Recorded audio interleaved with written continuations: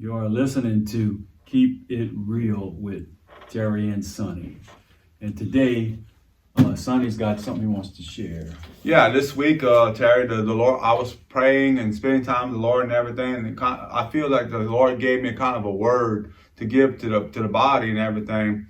You know, a lot of stuff is going on right now. There's a lot of fear out there of what's happening with this whole new Delta variant and the coronavirus and everything. And people are really getting scared because they see all this stuff going on, and it's really, really weighing on people's hearts and everything.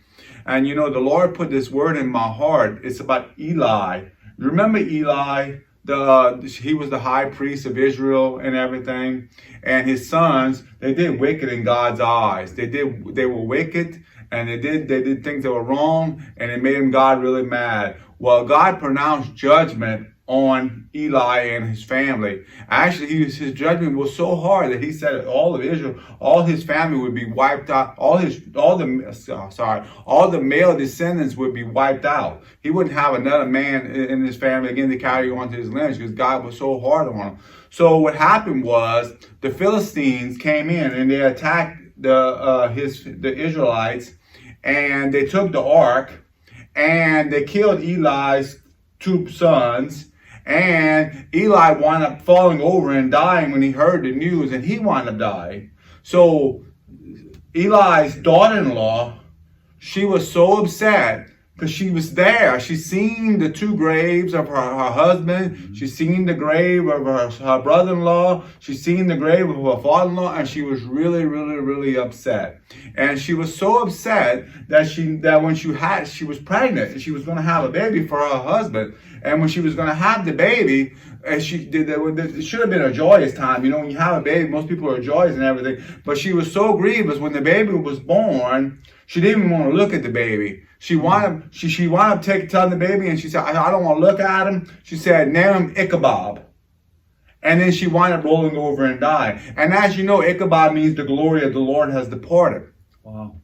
And, you know, in that situation, she knew what happened, but she wasn't focusing on what God was doing. Because you see, even in the midst of that traumatic situation of all that going on, all the temple being the